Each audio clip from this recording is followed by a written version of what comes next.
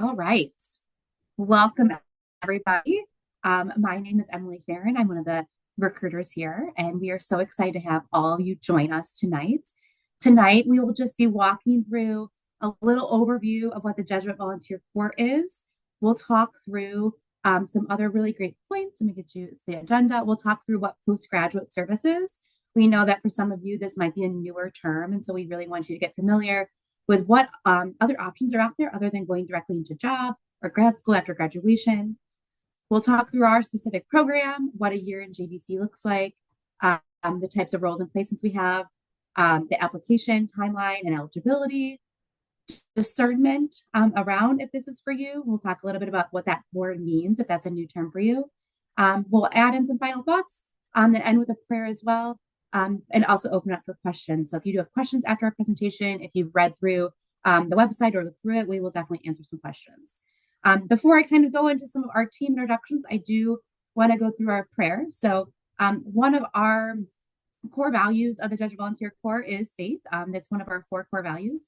And so whatever that means for you, whether you use God language or you bring in your own deeply held values, we do like to center ourselves a lot around prayer. So I'm going to open up with prayer. If you want to center yourself, you want to lower your head, close your eyes, turn your camera off during this time. Whatever feels most comfortable for you is absolutely fine with us. But with everything happening in our world, with everything happening in our lives and in our country this week, this year, we know it's been a lot. So I really wanted to bring in a prayer for peace, a prayer for peace of our hearts, peace of our minds, and peace for what's going on in the world. So, Spirit of love, source of mercy, holy presence among us. We come to you carrying the weight of the world. We hold in our hearts all that we are afraid of, or all that who are afraid, displaced, grieving, or uncertain. We pray for all those impacted by ICE raids, those detained, those in hiding, and children and families carrying sudden fear and separation. May every person be met with dignity, compassion, and welcome. We pray for all those people suffering from violence and conflict across our own country, in Gaza, Iran, and across the world, in every place where fear has replaced peace. May hearts soften, may protection surround the innocent, and may those pathways of justice and healing open where there has been pain. We pray for those about to face freezing temperatures and dangerous weather around us. For those without shelter, heat, or support, for the elderly, the vulnerable, the workers, and first responders. May there be warmth where there is cold, safety where there feels like there is risk, and community where there's loneliness. And we pray for peace, not only in our world, but within every person's mind, body, and spirit. Help us to be people who do not turn away from suffering. Make us courageous in compassion, steady in hope, and generous in love. May we be instruments of your peace, building bridges, listening deeply, refusing hatred, and choosing love and mercy. In gratitude and hope, we offer this prayer. Amen. Great. Thank you for joining us in that opening prayer. Before we kind of hop into some of the other pieces that we're going to cover tonight, I wanted to introduce our incredible team. So we have Julia Nelson, who is our West recruiter. She'll be speaking tonight. She was a JV in Phoenix from 2021 until 2022. So she can give you a little wave. She's at the top of your screen. We have Caro. Caro is the Midwest recruiter. She was a JV in 2 places, with JVC Northwest in Boise from 2021 until 2022, and Portland, Maine from 2022 until 2023. We've got Casey on the call as well. Casey is our East Coast recruiter. He was a Jesuit volunteer in Baltimore from 2022 until 2023. And I'm the Southeast and kind of plug and play into any other where else in the country that is not covered by these lovely folks up here. And I did the international program back when we had one before COVID in 2020. And I was a Jesuit volunteer in Micronesia from 2010 until 2012. So we are going to kick it off with a little icebreaker. We love icebreakers here at JVC. We love getting to know all of you, and we love for you all to get to know each other. So go ahead, just in the chat, go ahead and throw in there your name, your preferred name, the school that you go to currently. If you are not from the area where your school is, let us know where your hometown is. We'd love to hear where you're from. And then the year you are in school, knowing that we're all in different levels of school, maybe you're in a grad program, maybe you're first year, awesome, let us know. And then if you could have one superpower, what would you choose? Feel free to expand on that if you want to explain a little bit more about why you would choose it. For me, it is a superpower I know I would love to have is to speak any language in the world. One, I think it'd be great for travel, but two, I think I would also include like animal languages so I could like really speak to dogs, chat with them, figure out what they're thinking. I love pets, so I would include cats in that too. But that's one superpower I would love to have is I think it would make travel a lot of fun. So love to just throw those out in the chat. We'd love to hear more about who you are. We didn't want to necessarily throw you into a breakout session. We know that can be really intimidating as you're getting to know folks for the first time. So we figured this was a great way for you to see who's in the call. Maybe you see somebody from your own school, from your own hometown. Maybe you see someone who's in a similar spot as you are in terms of what year you're in, or maybe, oh, see, teleporting. I love that. Teleporting was another one really interested in. See a lot of folks wanting to teleport. So maybe you see some folks in there that have just a similar superpower that you would love to have. Great. Feel free to keep these coming. I'm going to pass it over to so you all can hear some more about the Jesuit Volunteer Corps and more about postgrad service.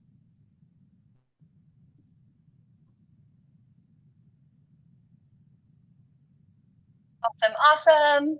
Perfect. Well, hi, everyone. Thank you for adding all of this stuff into the chat. There's even some different superpowers that I didn't even think about, and I want those too. So always good to see. Thanks again for joining this call tonight. So to kick us off, I'm talking a little bit about postgrad service. So some of you may have heard this language before, especially if you go to a Jesuit school. A lot of times there's a postgrad service fair or an office that works a lot with postgrad service on campus. But postgrad service is a year-long commitment to full-time volunteering and living in intentional community. There's several different postgrad service opportunities. Some other ones that you may have heard of include like Teach for America, the Peace Corps, other AmeriCorps programs, stuff like that. JVC specifically is that year-long commitment with the opportunity to do a second year as well, which is pretty cool. No matter what postgrad service program you decide to do or you're looking into, though, those programs are going to be centered on learning, personal growth, and accompanying those you serve. So how could postgrad service be a fit for you and your future? First of all, personal growth is a huge one. A lot of times in these opportunities, JVC in particular, you have the opportunity to move to a new place with new people and do a new job. In all of that newness comes a lot of personal growth there. You also build lifelong friendship and community during your time as a volunteer as well, especially living in intentional community tends to really cultivate those deep connections with your community mates. And those are people that I joke with my community mates that are stuck with me forever. So that's another really wonderful component of postgrad service. Professional development is another really important one.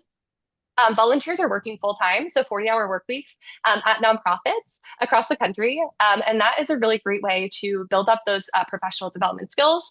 For myself, it was my first time working in like a 9-to-5 job. So even learning those like job skills of office culture and email etiquette and all of that stuff really comes to play during JVC as well, which is a perk that a lot of people don't really think about. Another cool perk of doing postgrad service is connection with graduate schools. JVC in particular has graduate school connections that offer scholarships and tuition discounts to individuals that serve in our program and go on to get another degree afterwards. And then finally, career exploration. Postgrad service is a really wonderful opportunity to go and jump into a career that might be new to you. And that really helps you decide on what you want to do kind of moving forward from there. So wonderful. Emily, next slide there. Perfect. And I'm going to pass it over to Casey to talk a little bit more about what JVC is and why you're here. Thanks, Julia. Hi, everyone. Thank you all for being here tonight. I'm going to talk a little bit more in depth about what JVC is and sort of how we compare to some of the other postgrad service programs that you heard Julia mention. She mentioned that there are a bunch of other programs. She mentioned some of the the secular ones like Peace Corps or AmeriCorps, Teach for America. There's also a number of different faith-based programs, of which we are one. We're a Catholic program, and we're part of a larger network called the Catholic Volunteer Network, where there's a variety of different postgrad service programs with a similar structure to ours that all have a faith component to them. You can see our mission statement on the screen here. That says the Jesuit Volunteer Corps, through solidarity and service with local communities, fosters the formation of young people dedicated to a faith that promotes justice. So our goal as a program is to give back to and have a positive impact on marginalized communities, but also just as importantly, if not more important, is to help to form young people, help you all who could possibly do the program experience the world and see the world in a new way, and hopefully put you on a path for the rest of your future. JVC is the oldest faith-based postgrad service program in the country. We're celebrating our 70th anniversary this year. And we have 4 core values that you can see on the screen: spirituality, simple living, community, and social justice, that have been the same since the start of our program. In terms of the way our program works, essentially what we do is partner with schools, churches, and nonprofits in marginalized inner city areas across the United States. And then we find young people who want to do full-time volunteer service work, and we pair them up. So as Julia mentioned, if you were to do our program, and the program's open anyone 21 to 26 years old, you commit to a minimum of 1 year and up to 2 years where you're working full-time, 40 hours a week on the staff of one of our partner agencies, but all as a volunteer instead of a paid employee. That being said, we cover the cost of all of the basic needs that you would have in whatever city you're living. So we pay for your food, your housing, your transportation, in whatever city you're living in, and all costs associated with those. So for transportation, maybe it's public transit passes, or maybe we're paying for a car, and the upkeep and the gas of that car in whatever city you're in. We also cover health insurance if you're not on your families, and you can defer your student loans while you're in the program so they don't accrue any interest. You don't need to start making payments until after your year of service is done. And then, as Julia mentioned as well, there's a lot of great scholarship opportunities available during your or for after you're in the program if you are interested in pursuing a graduate degree. We do see, and I'll go through our different types of roles and placements a little bit later in the presentation, but we do see a number of people after doing our program who go into masters in things like education, theology or ministry, social work, along with a lot of people who go to law school or med school or other healthcare fields. And so this is a great stepping stone to gain some professional experience in those fields, and then also possibly have scholarship opportunities available, particularly at Jesuit institutions, if that is something that you'd be interested in.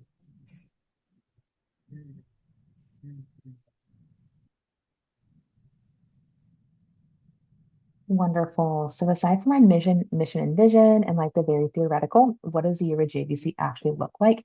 Let's get into the weeds of some of it the best we can. But so expectations, right? Typically our JVC years, they begin in early August with orientation. Orientation is mandatory for all volunteers, and the goal is to, like it says, orient you into this posture of openness and readiness for the year. So all the JVs from all around the country gather. In the past has been in New York, at a like retreat center summer camp, with the goal being of meeting their community, meeting other volunteers, and kind of framing the year through the lens of our 4 values. So we'll have speakers, breakout sessions, and structured community conversations around like what does it mean to embrace spirituality, social justice, community, and simple living throughout the year. From orientation, typically 4 to 5 days, volunteers will then go to their cities of service. JVC will like make sure we organize your transportation from New York to your city of service, whether that be plane, train, automobile, whatever it's going to be. You just have to get yourself to New York, and that's all you got to do. Once you were in your city of service, like both Casey and Julia said, the expectation is that you live in JVC provided housing with your community. That's going to kind of range from like townhome, apartment, house, based off of where you're serving. Like in New York City, would not make sense to have a house. We don't have that. We have an apartment for you. But like a Portland, Maine, we have a lovely blue house by the water. It just varies. The expectation again is that you are doing daily service full time, like you would do a 9 to 5. Some start earlier if you're at a school, some run later if you're an after school program, but roughly you're doing 8-hour days, right? 40-hour work weeks. And the hope is that you're at the same placement throughout the entire year. So instead of doing like, I'll do 1 week here, I'll do a few months at this nonprofit, then I'll switch to a different one. The hope is that you have one single placement where you are volunteering throughout your entire year. An additional expectation is that JVs are participating in both weekly spirituality and community nights. So while most communities end up spending quite a bit of time together, we know that sometimes placements have expectations in the evenings or folks have other commitments or want to call friends, family. And so they reserve at least 2 nights a week to hang out with their communities, doing a community night, which could be anything from like watching a movie together, playing games, arts and crafts, going to do trivia at a local brewery, and then a spirituality night, which is planned by the JVs, just kind of based off of your own spiritual disposition and what's going to feel life bringing for you. I know my communities, we were big into like outdoors. We would go and like watch the sunset and like read a Mary Oliver poem together. We did a moonrise hike at one point. But we also like one of my housemates was very Catholic. So we on the feast day of a saint, she did a whole reading for us and we participated in that. Another one of my housemates was Muslim, and so when it was Ramadan, she like talked us through how like she participates in that and what that means for her, and we did some reflections in that. So it will vary house by house, but you are expected to participate in those 2 nights per week. And then moving on to our next slide. JVC does, I think, is one of the most structured ways to take a risk, to go somewhere new, do something different, and do it with multi-layers of support. One of these is going to be from a program manager. That will be your point of contact between your house and your community and JVC as an organization. So you're having a great day of service and you want to talk to someone about it, your program coordinator or program manager is the person for that. Maybe there's something at your placement that you're struggling to communicate to your supervisor or you need some additional support in. That also is where your program manager comes into play. They typically visit twice a year. They'll do a fall visit and a spring visit. And their job, right, is to support you, make sure that emotionally, physically, mentally, you feel like you're growing, that you're safe, and you're getting what you need out of that year. These program managers will also run our retreats and formation program. We have 5 different opportunities for that. So if you're someone who was like me, I was big in campus ministry in college. I love the retreats. I loved like all the getaways. This is for you. We have 5 opportunities for that. So we have orientation, we've already covered that. We then have a fall day of reflection. That will be when your program manager comes to visit. And again, it will be just a chance to slow down and take stock of like, how is the year going? What's been different? What's been hard? Maybe what are ways we could grow and be different? Then we also have a reorientation in February that tends to be at about the halfway point of the year and serves a similar purpose of just trying to reorient yourself to those values and think through like, what have we done so far? What do we still have to do? And what do we want to keep and what do we want to change? We then have a silent retreat in April. This is many folks' first time doing a silent retreat. And so it's a fun exploration and, a try of something new. And then we also have disorientation in July, which is kind of the antithesis to orientation, right? Where instead of talking about getting ready for the year, we're talking about how do we tell these stories moving forward and how do we be changed for the better and changed for good and go forward in that light. In terms of local support, every community has a local formation team, and these are going to be volunteers people who've done the program in the past, maybe their kids did it or their friends did the program in some way. And they're there to support you from like picking you up from the airport when you arrive in your city for the first time, bringing you dinners. One of our support families in Portland was a big Patriots fan, and we weren't big Patriots fans, but we like hanging out with him. So we'd go over a couple times a month and like have buffalo chicken dip and watch football and talk with them. And it was fun to have like some fun parental grandparent figures in the city. They're also great for when things happen in cities. Like we know that like accidents happen and like you need just someone locally to connect you to, like a plumber or if you need to go to urgent care, some insight into those sort of things. So just people to make sure that on the ground you're able to take care of yourself and thrive. Someone on this team is also going to be called your spiritual liaison. They offer spiritual direction if you should choose to pursue that during your year. It's not mandatory, but if you would like to be connected to someone to do spiritual direction, further your spiritual growth, you have that opportunity as well. And then across JVC, we have JVC National Community Nights, where different houses will Zoom in and talk with one another, play games, have structured conversations, so that even if you're a JV in Sacramento, you're still able to connect with JVs in Boston and Baltimore and everywhere in between. That being said, too, we have 3 different like specific affinity groups. We have our Justice, Equity, Diversity, and Inclusion, the Jedi Council. We have the LGBTQ plus affinity group and the BIPOC affinity group for folks who would like to join those and like some support and community throughout their year. And then moving on to logistics, the last two things that we tend to get a lot of questions about in terms of like, what does it physically mean to be a JV and how do we do this are around both finances and transit. So for finances, right, it's in the name, Jesuit Volunteer Corps. We are not making the big bucks. I think that's an understood. But you have two different sources of income, more or less, right? These are your stipends. You have your personal stipend, and then you have your community budget. So your personal stipend is money that is given to you. It is around $150, and you can spend that however you like. If you want to go crazy at Buffalo Wild Wings, get all the Buffalo Wild Wings, watch the Patriots play, you can do that. That's up to you. If you want to use it to buy like shampoo, toothpaste, you're having a terrible morning, you need another coffee, that's what personal stipend is for. On the other hand, community budget, that is going to be money that's allocated to you and is going to be, for lack of a better word, like prorated, adjusted for cost of living within your city. And so that'll be for like food, transportation, logistics, anything that is like a communal endeavor versus you independently. So Casey had mentioned previously that like there might be some possible pauses or possible breaks in student loans, depending on if your loans are public or private. JVC can also offer a like letter of verification saying like, yes, they're doing JVC if that would be helpful for you, but that is something you will have to pursue independently. We also offer what we call the Hurley Fund. You will see this on your application as you're applying, but it is essentially a like bank of financial aid that we offer for certain folks if there are financial barriers for them participating in a year of service. So that is available for you as well. Last thing is transit. So kind of leading into the value of simple living, we tend to ask that folks do not bring your personal vehicles. If you have a moped that you're just super passionate about, maybe leave that at home and ride it when you go home for Christmas. But please leave your personal cars, mopeds, scooters, etc., at your houses or kind of wherever home base is for you. JVC will cover your transit from orientation to your city of service and then make sure that you're able to navigate your city once you're there. So like in New York City, for instance, that might mean getting you Metro cards. For Portland, Maine, we use the bus all the time.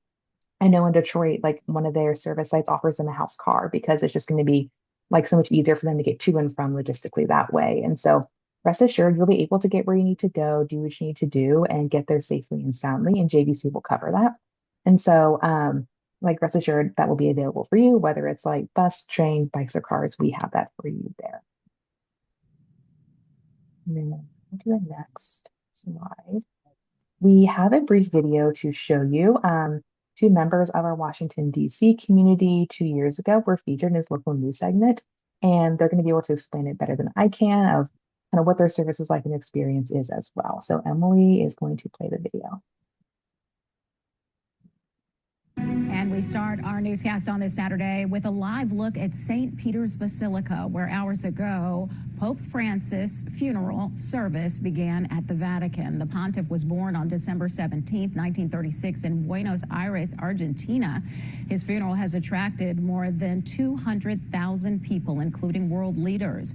Pope Francis was passionate about social justice, which is a fundamental tenet of the Jesuit faith. We caught up with a group of young Christians who are devoting a year to living out those principles through volunteerism. Jay Korf has the story. You feel the warmth when you walk in, and that was part of the reason I chose Joseph's House. For a year, college graduates Lydia Beecham of Tennessee. Thank you for calling Joseph's House. This is Lydia.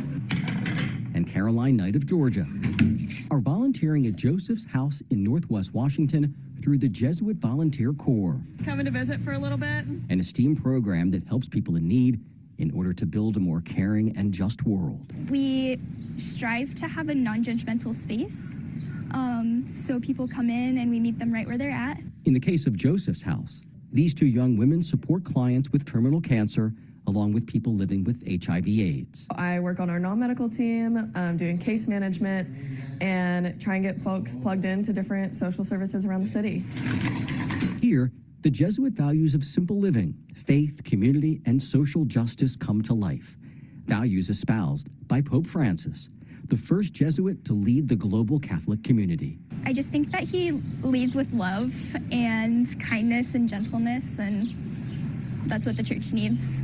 Knight and Beecham believe the Pope's passing may very well serve as a watershed moment for humanity He was just truly a wonderful human being. Their hope that his legacy of social justice continues to strengthen. It's never easy getting that kind of news, especially for someone who is such a light in the world and really held true the Christian value of social justice. And I'm hoping that whoever his predecessor is holds up that legacy.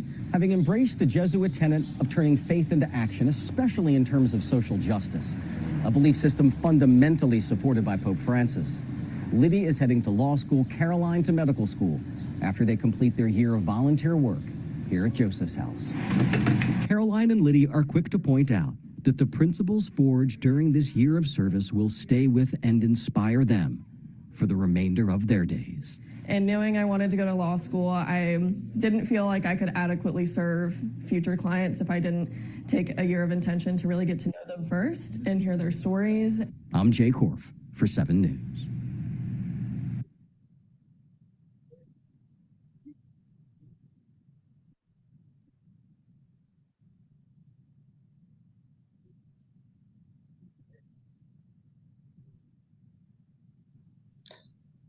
Hi, everyone. I'm now going to talk to you a little bit more about where our volunteers are located across the country and the type of work that they're doing. So you can see here on this map, these little dots are all the cities that current JVs are serving in.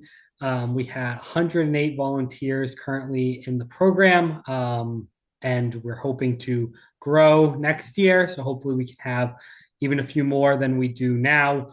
We're in 20 different communities that you can see here spread across the East Coast, Midwest, South, and West Coast. In JVC, we divide our volunteers up into 3 regions, which is East, Central, and West. And you do a number of different activities with the other volunteers in your regions throughout the year. There are a few times the whole cohort gets together, like at your opening orientation retreat, and then also at your final retreat of the year. But then there's also opportunities for some of those other retreats to get together with just the JVs in your region. And there's a lot of opportunities outside of like formal structured JVC retreats to see the other volunteers during the year. JVC has a tradition where each house hosts a party during the year, invites all the other houses in their region. So there's opportunities for like deep spiritual connection with some of the other volunteers, and also for just like some more fun social time. I served in Baltimore during my year of service. It was really easy to take the train down to DC or have them come up to us. So we hung out at least once a month, which was super fun. And in addition to like getting a chance to know the other volunteers who are serving alongside you during your year of service, being 70 years old, we also are a program that has an alumni network of over 12,000 former volunteers, and many of them are still very actively engaged in the program, not only financially supporting it, but also like staying actively involved in the lives of the JVs and supporting them in any way they can. And so you'll have an opportunity during your year to get to know a lot of those other volunteers who have like been your predecessors as well.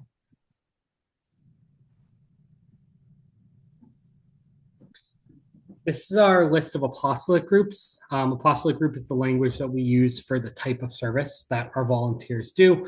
We've already talked a lot about how our JVs live in intentional community. So in each city that we're in, all the volunteers in that city live in a house together, and you share meals together and travel together and pray together and explore the city together.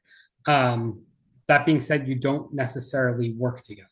Typically, every volunteer serves at a different site, and then you all come back together in the evenings. Or occasionally 2 people serve at the same site, as we just saw in the news segment, but typically in different roles at that agency. And so you can see here our positions range from everything like primary and secondary teaching positions to roles in homeless services or immigrant and refugee services or child and family services. So a lot of like social work related positions. We have some legal roles, some healthcare roles, some roles in environmental justice and sustainability. We have roles working with the elderly, roles working with folks with disabilities. So it really does run the gamut of different social service or social impact positions, depending on where your interests lie.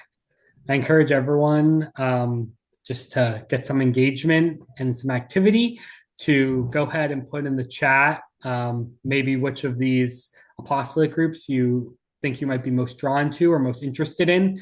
And feel free to also include like if you have long-term aspirations for what you're looking to do for a career. Go ahead and include that too.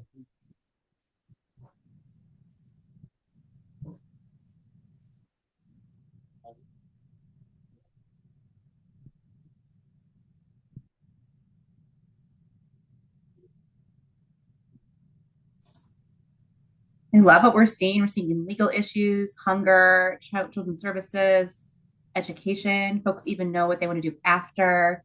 That's excellent. Environmental stewardship, housing, wonderful. Thank you all for sharing these.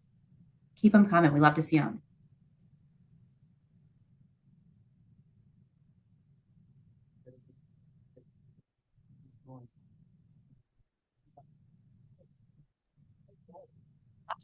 So jumping into the next section here, we're going to talk a little bit more about eligibility, that application, the timeline, all of that fun stuff. So to kick us off with that, in order to be eligible to serve as a Jesuit volunteer, we have a couple of things that you just need to fall into these categories. First, which is age. So our volunteers are 21 to 25 years old. Volunteers must be unmarried and have no dependents. We also ask that they have a college degree or relevant work experience to go along with that. And additionally, our volunteers do have to be able to hold US work authorization through August of the year that they're going to be serving. So if you are looking to serve next year in our 2026 to 2027 program here, you need to hold work authorization through August of 2027. If you're looking to the next year, it would be August 2028 and so on and so forth. Awesome, we're ready for that next one there, Emily. If you do have any questions about eligibility for JVC, please feel free to reach out to our team, and we're happy to kind of chat about that offline as well. But after you heard all of that information from Emily, Caro, Casey, and I, you might be thinking, wow, this program sounds amazing. How do I apply? How do I get involved? We're going to go through that. So first of all, every year our application opens around September. That being said, our application is open for this year. So if you're interested, if you're eligible and you're interested in applying for the following program year, particularly if you're a college senior, if you're graduating this May, please feel free to start that application. We're going to get that dropped in the chat once I'm done kind of speaking on this section of the presentation. But if you are a younger student or looking to apply for future years, keep an eye out for an email from us in September when our application opens up. Applications are accepted and reviewed in 5 rounds throughout the year. So we kick that off in September. Our first deadline is typically right around that first week of December. And then we have some more rounds going through the remainder of the winter and the spring there. So that being said, we had our first deadline that already passed. That was December 1st. But don't worry, we have plenty more deadlines coming up. So our next deadline is actually going to be February 9th. So again, if you're eligible, we'd love to have you apply for that February 9th deadline. And then our program year, as Kara had mentioned, that spans from August to July of each year. So this upcoming year, August 2026 to July of 2027. Awesome. And as Casey talked about a little bit before, we have volunteers serving all across the country in all sorts of different roles. A common question that we get asked from potential volunteers is, do I have any say in the process? You absolutely do. We know that post-grad service and doing JVC is a big ask. Moving somewhere new, being a full-time volunteer for a full year, that is a big ask of you all. So we want to make sure that we take your preferences into account. We want to make sure that you are going to be in a role that you feel really passionate about and you're really excited to be doing, and able to commit that full year to doing that process. So how we do that is through our matching process. So first, you share your preferences with us for the type of service that you're interested in doing, and then kind of regionally, if you see yourself in one particular region of around here in the US that we serve. After that, you'll receive some job descriptions on open roles that we have available, again, based on those preferences that you shared with us. The next step in the process there is interviewing with 2 or 3 agencies that fit those needs and those interests that you may have. Once you interview with those agencies, the agency partners will provide us feedback about the applicant, and then the applicant will also provide us feedback about the agency that they interviewed with, letting us know if you liked it, if you could see yourself working there, if it's the type of work that you were looking for, all of that fun stuff. And then finally, once you conclude with the interview stage, you'll receive a match. Once you receive that match, you can either accept it and move forward with the program, deny it and say, hey, I'm actually going to do grad school or another program, yada, yada, yada. Or you can say, hey, this is not what I was looking for. Throw me back in the pool, do some more interviews. If you are in the process, if you do decide to apply to JVC and move forward, you'll get a lot more information about the ins and outs of the matching process itself. But it's always good to kind of have a general overview. To use myself as an example, when I was applying to be a JV, I was pretty set on doing employment services. So I knew exactly what type of service I was interested in doing. And then regionally, I grew up on the East Coast, went to college on the East Coast. So I knew I wanted to go somewhere different. So I said, feel free to send me anywhere else except for here. So from there, I received job descriptions from open roles and employment services from the Midwest, South, and the West Coast. And then I ended up interviewing in New Orleans, Phoenix, and Los Angeles, and then accepted by placement in Phoenix. So that's just kind of an example of how that process tends to look. Awesome. And then finally, another common question that we get, and something important to note, is that JVC has a sibling nonprofit, a sibling organization called JVC Northwest. So we were founded together 7 years ago, and JVC Northwest and JVC work super closely together. So we actually share a common application. But I did want to touch on a couple of the differences between the two programs. So first, JVC Northwest, of course, covers the northwest corner of the United States. So they cover Alaska, Washington State, Oregon, Idaho, and Montana. JVC Northwest has some more rural opportunities, whereas JVC National, as we kind of call ourselves, we're mostly in those bigger cities there. Northwest is also an AmeriCorps program and it has a little bit more of an emphasis on ecological justice. That being said, again, we are sibling organizations and we share that common application. So if you do decide to move forward with applying to JVC, you have the opportunity to let us know if you want to apply to just JVC Northwest, or both. So it's a really wonderful opportunity that we're able to offer. Also, if you're interested in kind of serving with Northwest or one of those areas is really speaking to you, let us know. We work closely with their recruitment team as well, and we're happy to pass along some additional contact information. But again, we make it nice and easy. You share that same application and move forward from there.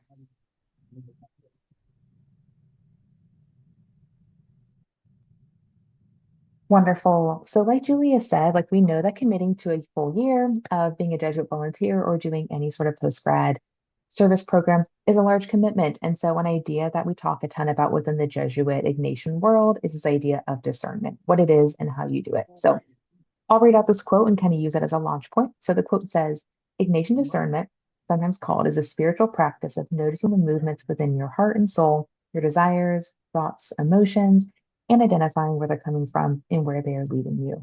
So two things that I see here that are key to this idea of discernment and what it means for you are the ideas of looking inward, introspection, and paying attention to those like emotions and movements that are happening.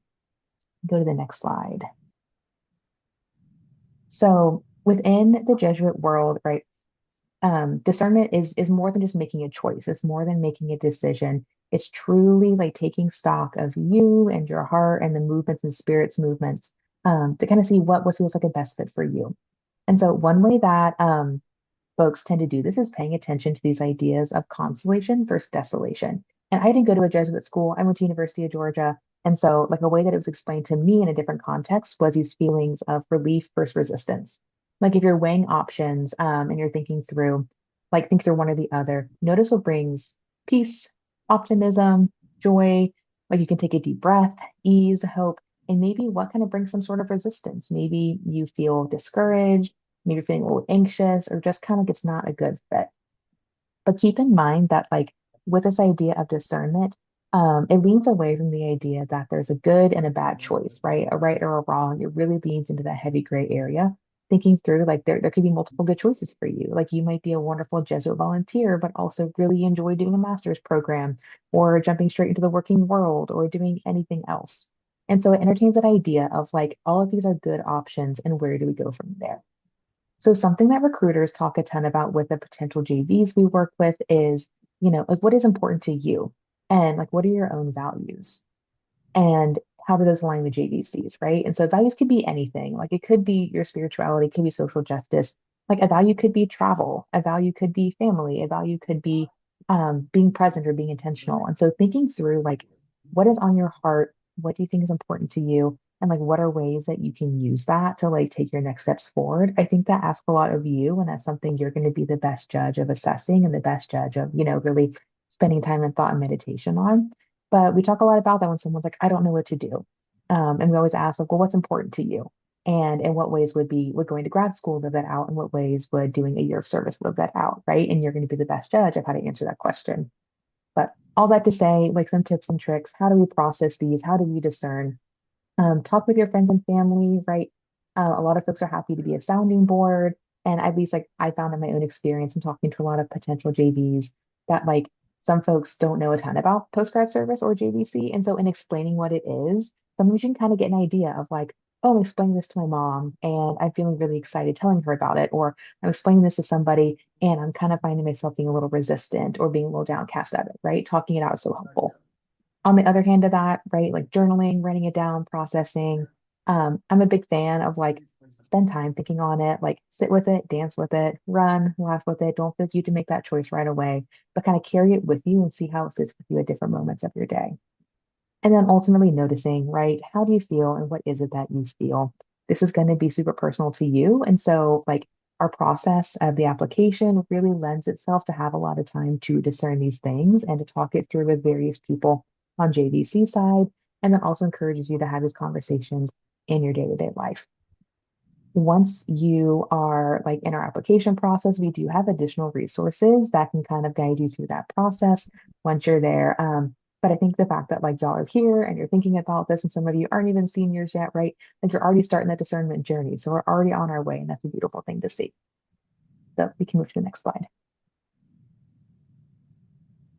All right. So again, thinking about our own discernment journey and thinking about what like our experiences were like, both Casey and I would love to share a story with you and just to, again, like kind of flesh out what does it mean to be a volunteer and what is that experience like? So I'll pass it over to Casey to start. Thanks. Hello again, everyone. So I'm going to tell you a quick story for my year of service in Baltimore. When I was a JV, I lived in a community with 4 other volunteers. 2 of them were serving in education placements. One was teaching in elementary school, one at a high school. 2 were serving in nonprofit roles. One was a paralegal, and then one was a case manager. And then there was me, and I served at the church you can see pictured here on the screen, St. Vincent de Paul Church. It's right in downtown Baltimore, and it is the oldest Catholic church in Baltimore City.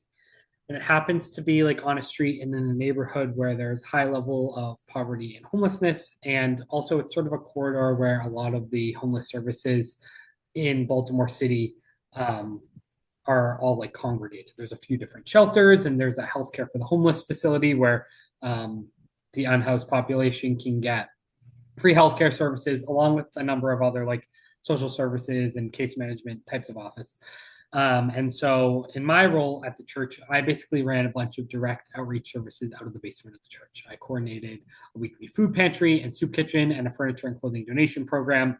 And as you can see here, there was a park right next to the church that was part of the church property. And a lot of the unhoused community of Baltimore City stayed overnight in that park. And then during the day, just spent time on our church property because we offered all these different outreach services. So a lot of people hung out in the park or on our church steps in our church parking lot. And so I got to know a lot of the unhoused community in the neighborhood really well. And in addition, I got to know a lot of the housed community who were living in like low income housing in the neighborhood around the church really well. And a lot of the clients that I worked with were going through a variety of different issues from substance use and addiction recovery to food insecurity, and my goal was to try to address some of those.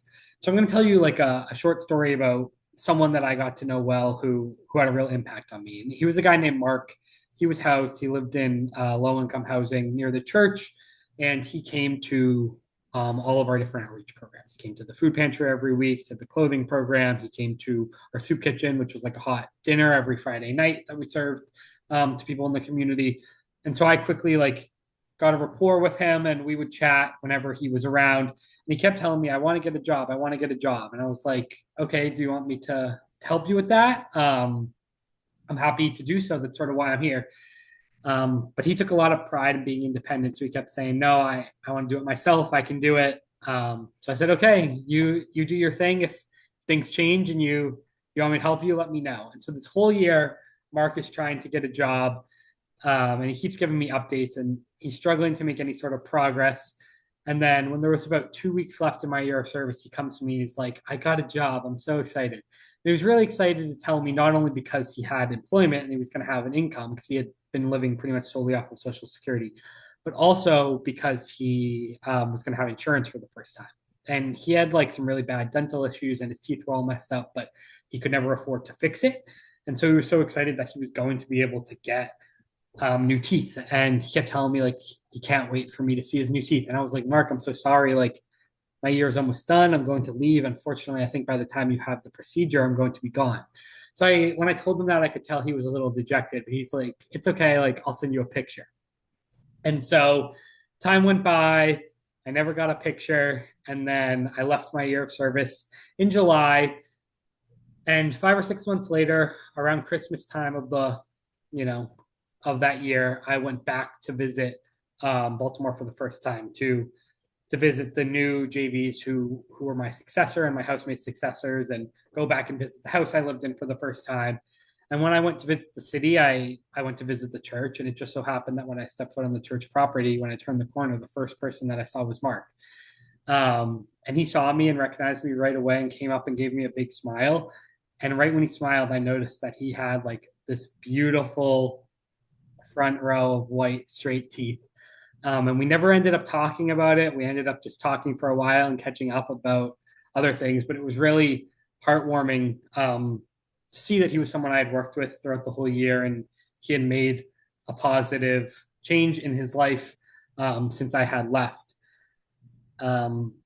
That is one story. Unfortunately, I would say that not all of our clients have such a happy ending as JVs. No matter what apostolic group you're working with, you're working with marginalized communities and people who are oftentimes going through a lot of systemic oppression and struggle, who have been dealt a really difficult hand in life. And so you are going to see people take steps backwards as well as take steps forwards. But your job and your goal being there isn't to try to help or to save or to change the lives of everyone. And even if that was your goal, you wouldn't be able to do that. The goal is just to be a positive presence in the community and hopefully start to chip away in the little ways and take small steps towards improving people's lives.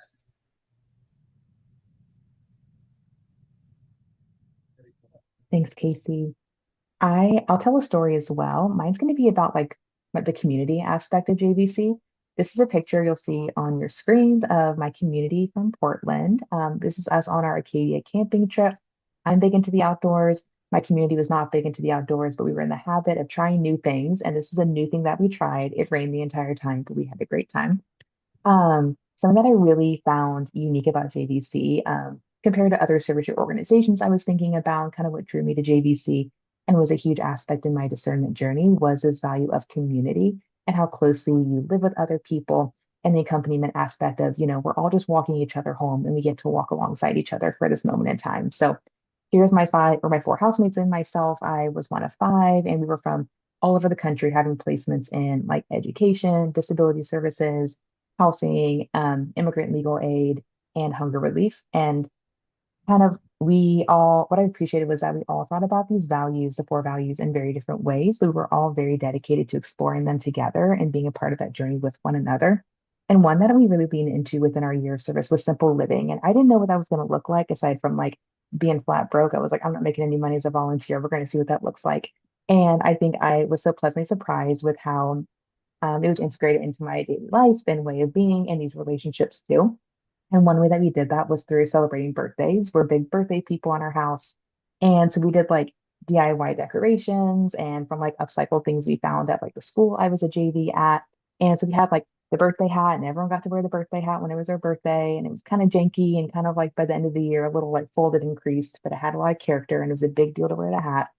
And we tried to be very intentional around like making people feel celebrated without this pressure to like provide material goods, material gifts for them. And so we did hyper specific birthday like gift ideas for everybody based off things that were important to them. So one for my housemate Vanessa, we made like this hyper specific collage for her. Like she was big into collaging. And so one night when she was like out and about doing something, we all like found the magazines, like cut things out of the magazines and went on her Instagram and screenshotted pictures of her loved ones and printed them at CVS and cut them out and made this like giant collage for her. So on her birthday, when we woke her up and we made her favorite breakfast and had her coffee for her, we also had the collage. And it was a way of seeing like, I see you, we value you, you are loved. And like the whole to be known is to be seen, to be loved aspect. And then for my housemate Lauren, like we collected like small video snippets of all of her loved ones because she just had a really great support system from Boston College and she talked about them all the time and was sad they couldn't be there for a lot of her journey just because they were out and about doing their own adventures. And so we collected videos from them and put it together for her and then put it on the TV to watch together. And like for me, I'm a big Spotify person, like on my playlist, on my music, like big into the lyrics. And so for me, on my birthday in November, they made like a super specific Spotify playlist for me, and they each chose specific songs and then made a book, like a little note card book with like the song in it, who chose it, and why they chose that. So I could like look back, go at it, and again, just felt very, very seen and valued in a way of like celebrating our birthdays without breaking the bank, in a way that felt more mindful, intentional with like resources, time, and relationship. And so it's something I carry with me, and I'm really grateful to them for like opening my eye to some of the ways that to be celebrated and to love doesn't have to be, how can we be kind of countercultural in that? And so grateful for that experience and grateful for them.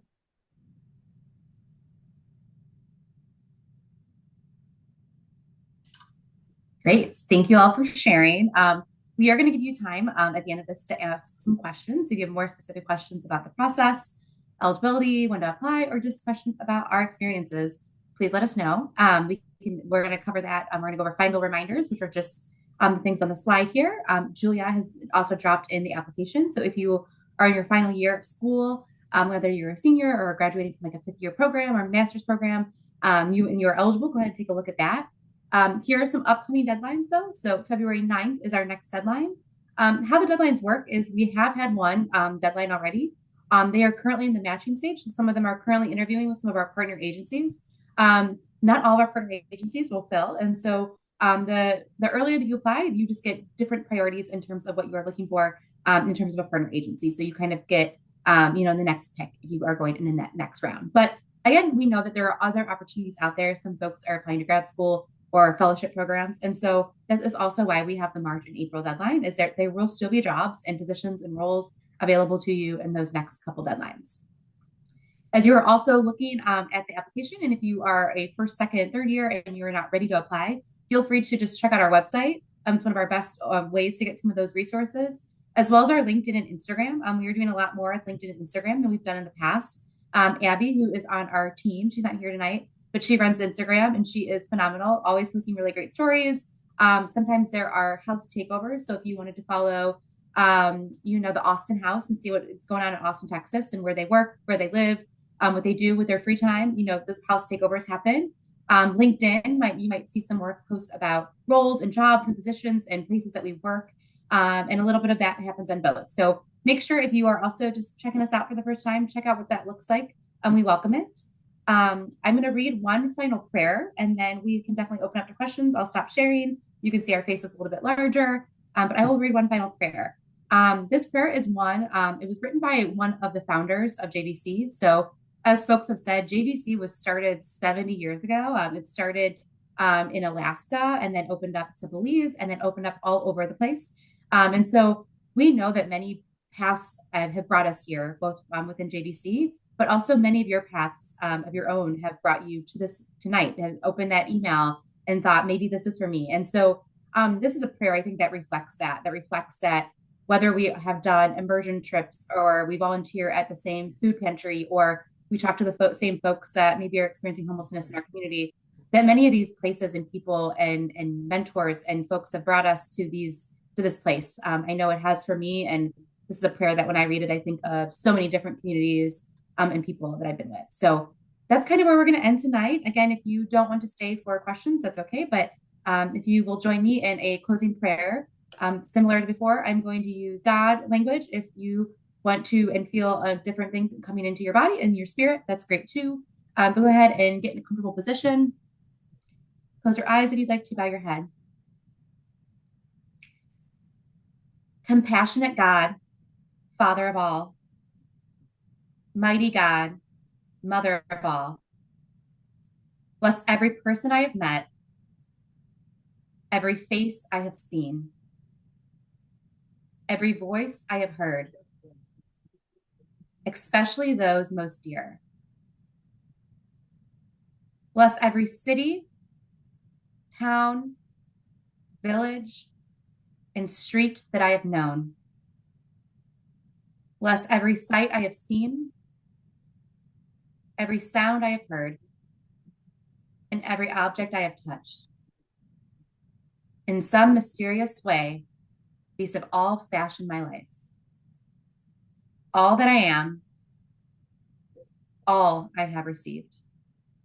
Great God, bless the world. Amen.